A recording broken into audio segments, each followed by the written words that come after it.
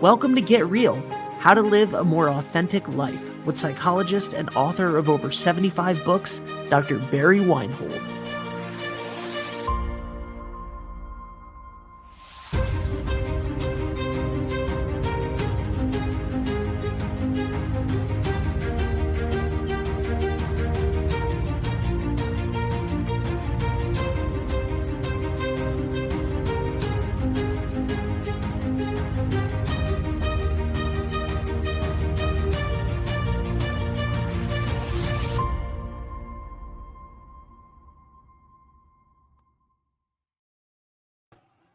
Hello, everyone. Welcome back to Get Real, How to Live a More Authentic Life with Dr. Barry Weinhold. My name is Ashley. Dr. Weinhold, how are you today?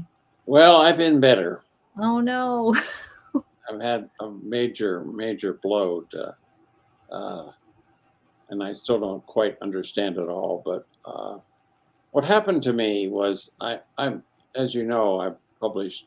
Actually, I'm working on book 80, books that I've authored or co-authored, and a lot of them are up on Amazon. And I got an email a little over a week ago from Amazon saying all the books that they published, they're taking down, and they basically also banned me from ever publishing again on their platform. And their reason was so rinky-dink, it doesn't even make any sense. It was somehow something in one of my books offended somebody, and they didn't want their customers to be offended. So I was a victim of the cancel culture. Yep. And so they basically canceled me. Now I'm going to republish all these books, and they eventually will go up on Amazon.com, I'm sure, because they only took down the books that they published. And if I republish them with another publisher, that publisher has the right to put the books up on Amazon.com. But it's going to be a lot of work. And, as I thought about it, the only thing that came to me was that I'm too woke. And what is woke? Well, nobody can really define it. It's a brand that the right wing has used to kind of condemn everything they want to question or condemn. I mean, they even blamed this Ohio train disaster on that there was too much wokeness among the company executives, and the bank that failed in Silicon Valley, they blamed that on wokeness. So I thought, well, gee, how woke am I? If I'm a target now, I must be pretty woke. So what I did is I sat down and I wrote out 21 things that I believe in, and here they are. And I just want to go through them. This proves how woke I am. And when I looked at that, I thought, well, yeah, I am pretty woke, and makes me a target. So first of all, I take responsibility for my behavior, and that doesn't always happen with other people. I try to be as authentic as I can, keep all my agreements, basically take good care of myself, balance my life, and try to make my life work the best it can. And I don't rescue other people. I found I used to do that, but I found it just didn't work very well for me. So I don't do it anymore, and I don't recommend it. And rescue is doing something for somebody who didn't ever ask you to do it. You just wanted to do it because you thought you could do it better than they could. And that always puts one down. I know my own personal psychology pretty well. I've studied myself as an object of study. And everything I do with my clients, I've tried on myself. So I've really learned, as I've found new things that would help me better understand my personal psychology, I tried them on to see if they worked. If they did, I used them with my clients. If they didn't, I threw them away. So I also believe that one of the problems we have now is that not all therapists know how to deal with trauma. And I think all therapists should know how to deal with trauma, how to recognize it, how to treat it, help people through trauma. And it's sad to see that the training of therapists doesn't include much about how to deal with trauma. I also believe in equal gender rights, and I believe women and men should be treated equally, should be paid the same for the same work. I also believe that we all have a right to die. Now, Colorado has a right to die law, as so does Oregon and several other states. So it's a well thought out process for people who have terminal illnesses who are just basically not going to get any better and are suffering. They should have a right to die with dignity, and hopefully that will be a movement that will start to grow more in this country. Also, I know this country's history. I used to teach it. I was a history teacher, but I noticed also what was missing when I taught it, and I would have to add things that were not in the textbook. And so I think knowing our country's history is the best way we can avoid repeating it, the bad things that happen. Uh, I also don't believe in censorship. I don't believe that we should censor things that people have a right to uh, do and see and read and watch whatever they feel like is appropriate for them. I know the state of Tennessee just made a law banning all drag shows. I mean, that's kind of stupid, I think.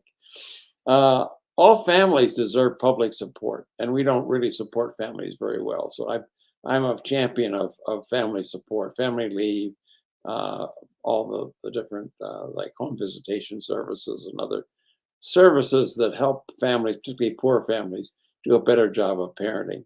Because I know that that's an investment that will carry us a long way. Uh, the next one is I think critical race theory should be taught in schools. I don't see anything wrong with helping people understand how racism permeated our history and also understand the how that operates sometimes outside the our kind of our usual kind of way of looking at racism. So I think it's an important contribution to our understanding, and anything that teaches us how to treat each other better in life. I think children should learn that in school.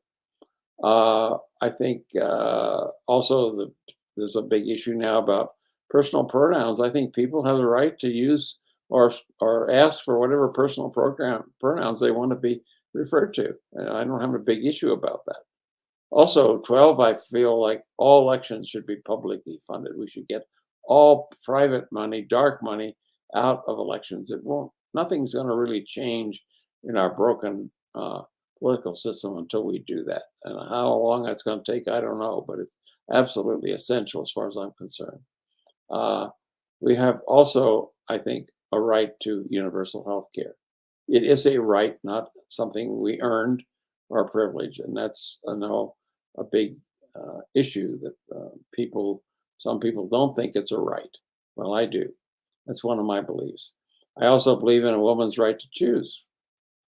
I think that getting the government involved in that decisions that women have to make with their doctors about abortion is inappropriate, and it also is demeaning to women to have the government tell them what they can and can do about their own health care. And paid family leave, which I mentioned earlier, absolutely, at least a year for both mother and father. Uh, I think anyone who's a citizen in this country has a responsibility to vote. And I mean, people have excuses. We should make it as easy as possible for them. I mean, I think there should be a national holiday where no one has to go to work on election day. That would be the easiest way to make it more possible for people. They wouldn't have to take off a day of work to go vote. Although some states like Colorado has a mail-in ballot, so you don't even have to go to anywhere to vote, which makes it easier. So I think that's a good move as well. And then I mentioned earlier the free home visitation programs. Research on that's very clear that where there's a home visitor present uh, for new parents, particularly, there's no child and abuse present in that family. That somehow the home visitor provides a level of support that takes a lot of the pressure off parents, which often is what causes abuse and even neglect. Well, I think that people have the right to personal choice of their sexual orientation. Again, the government has no right to interfere with that. And then number 19 is one that I don't hear much about, but I think anyone who goes and buys a gun ought to be required to take a gun safety class. I mean, when we get a license to drive a car, we have to pass tests to know that we can drive the car safely. Why shouldn't we have to prove that we can operate a gun safely? And then absolutely no weapons of war. We shouldn't be selling weapons of war to ordinary people. They can't use them for hunting. And there's more guns in this country than there are people right now. And I think that is really needs to change. And then also, I think we need to teach conflict resolution in schools, because a lot of our mass shooters don't know how to resolve conflict except through violent ways. If they learn peaceful ways, effective ways, they wouldn't have to resort to those kind of extreme measures to resolve conflicts. So those are kind of off the top of my head 21 beliefs about how woke I am. and I don't care if anyone targets me about those. I think they're important to me, and as a citizen with First Amendment rights, I have a right to speak what I believe, and that doesn't harm anyone else. And you have a right to believe whatever you want to believe too. And I don't intend to want to try to prevent you from exercising your beliefs.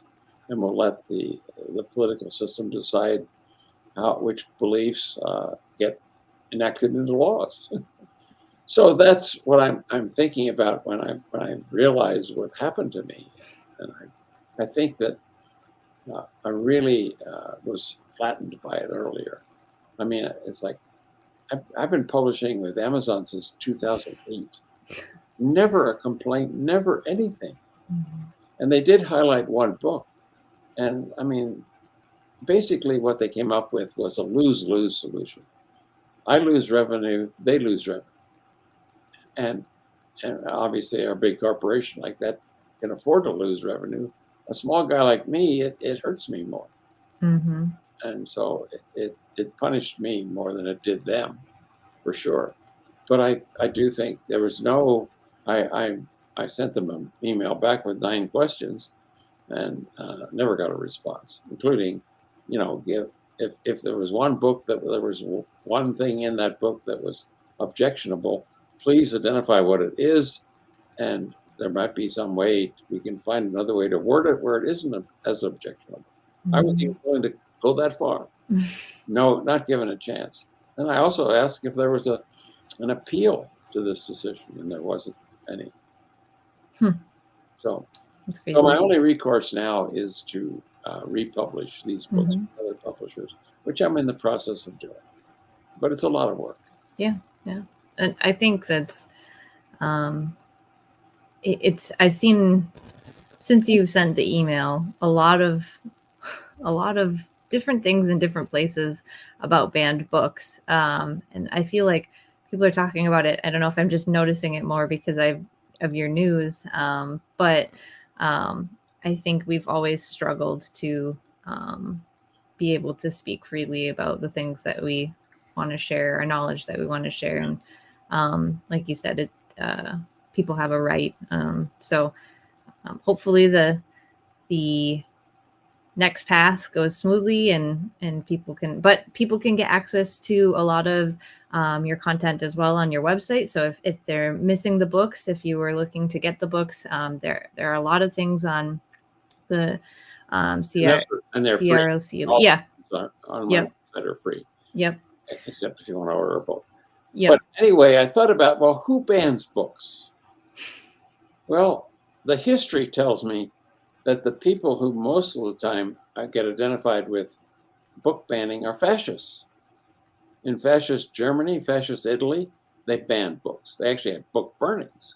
We haven't seen that yet, No. but I wouldn't be surprised if it happens. I mean, the governor of Texas has a list of 850 books he wants to remove from school libraries It blows because my mind. he doesn't think that it's appropriate for children to be reading these books. I think that's stupid. That's just stupid. Mm-hmm. And so, I'm going to call a spade a spade. Now, I'm not going to call Amazon a fascist organization, but they certainly are being influenced by fascist thought and fascist behavior. It's like the joke I often tell is a man insists he's not paranoid, but he also insists he's being followed by one. I mean, Amazon should be no better, but they don't. So this national petition by Move On is an attempt to, oh, nice. I just looked out the window and a hawk just flew up and is sitting on a tree branch right outside my window. That's cool. I saw 2 bald eagles in a tree this morning. Oh, So wow. yeah, good signs. Good Yeah. signs. I love eagles are one of the ways that I think of people that have moved on. So I Yeah. always feel good when I see them.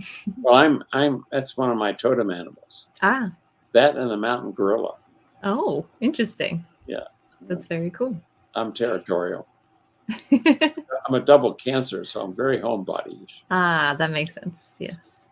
So anyway, I made a list of to help educate people.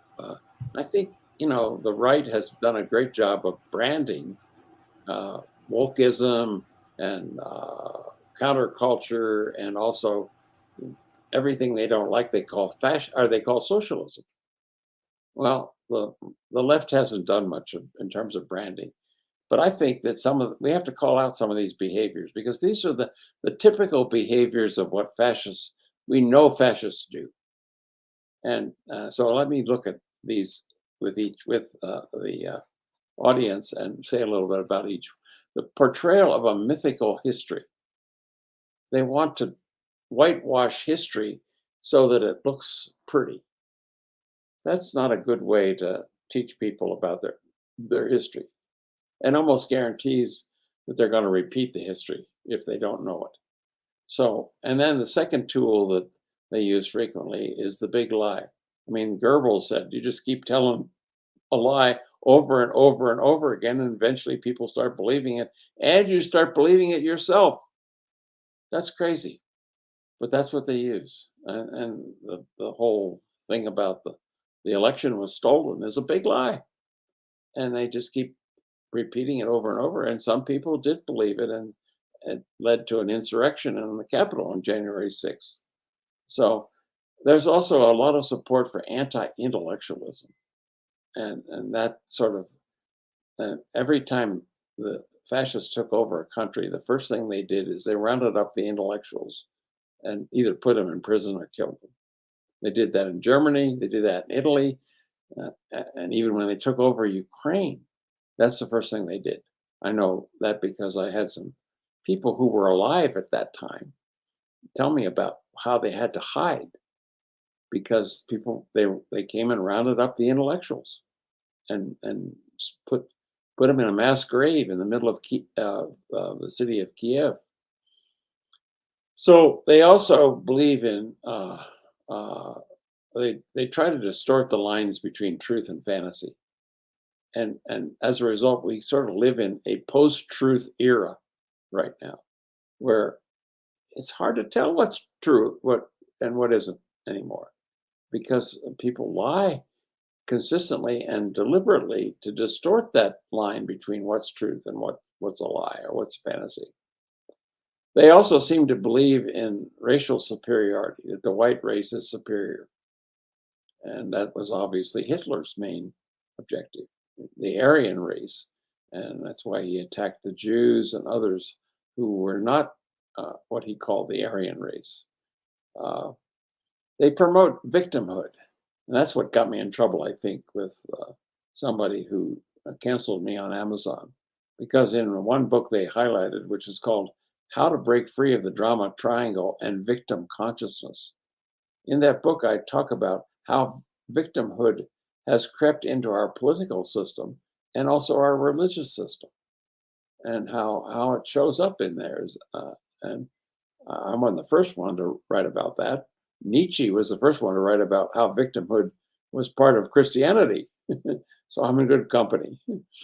Uh, Also, they emphasize the importance of law and order, and that often means a lot of control over the masses, trying to maintain all law and order.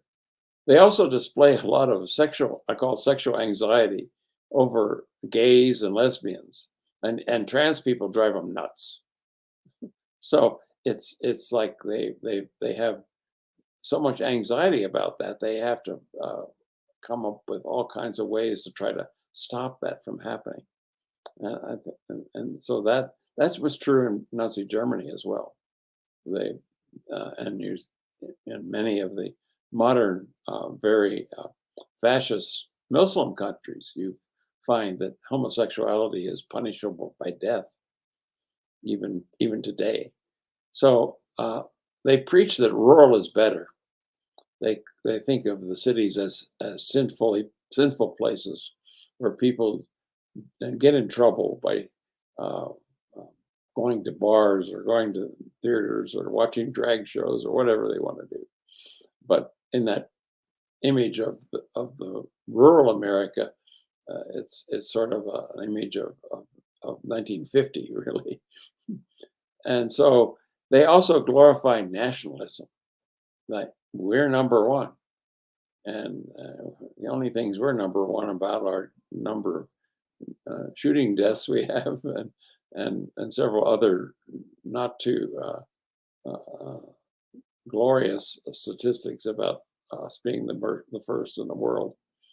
They also enforce a lot of patriotism. Sometimes I call it false patriotism, but they really want to emphasize how how being a nationally oriented person, they have to be patriotic and have to have a flag outside your house, or and they're also very much into bringing patriotism into everyone's awareness, and so you see a lot of emphasis on that in their propaganda.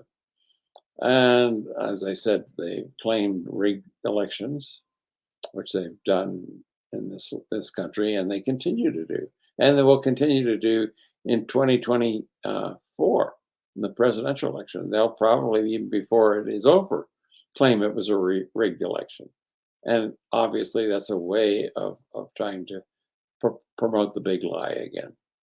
And we have probably one of the best uh, records of safe and fair elections in the world, and yet they're trying to undermine democracy by claiming that it's all rigged.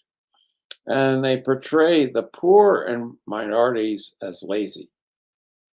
And there's a kind of an attitude towards anyone who's poor or a minority as you're less than in some way.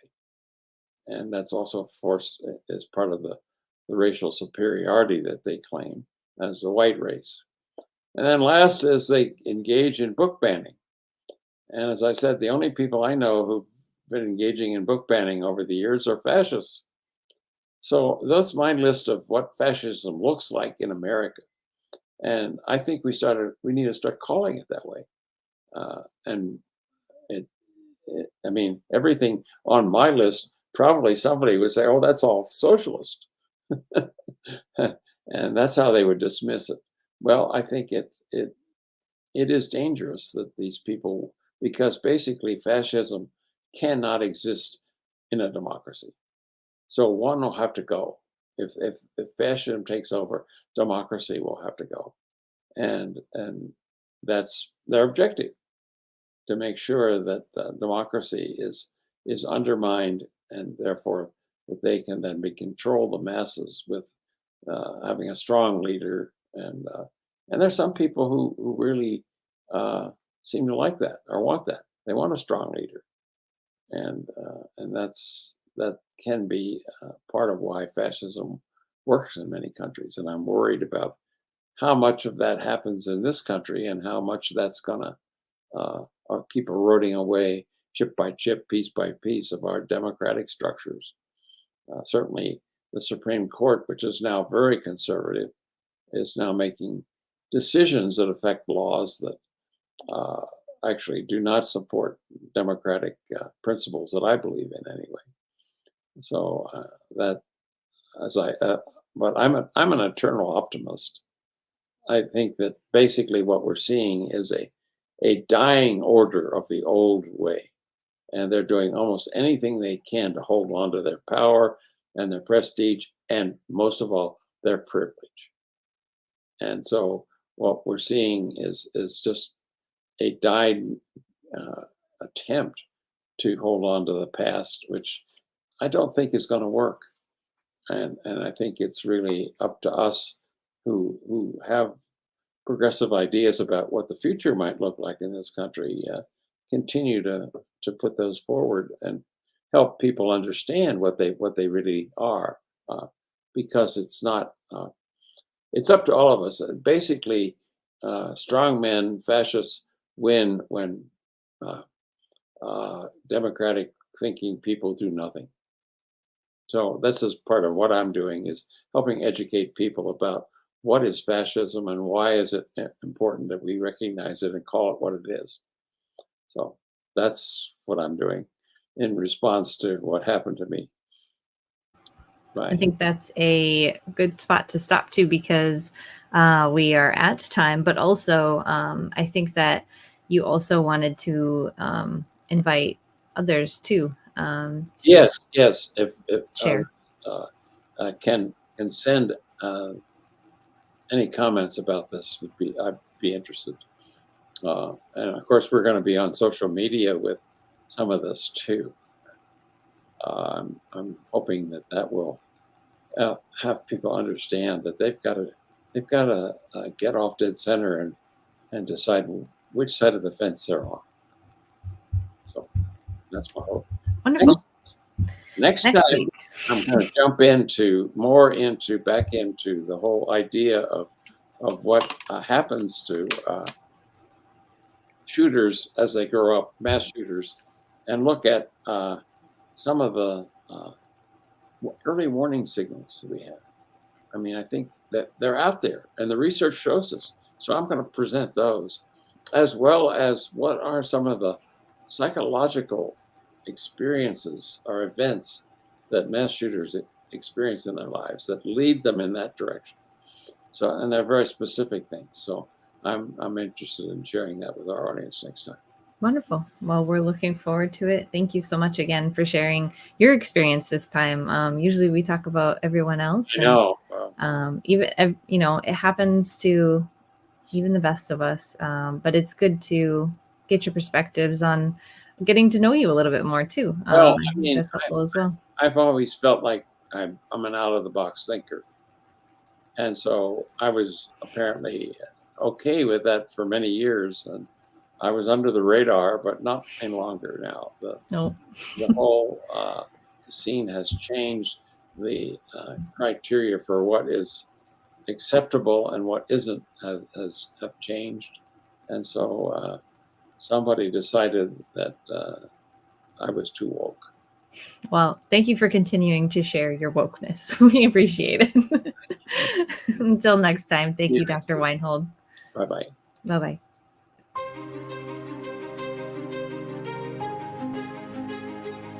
For more information, please visit the Colorado Institute for Conflict Resolution and Creative Leadership at CICRCL.org or click the link in the show notes.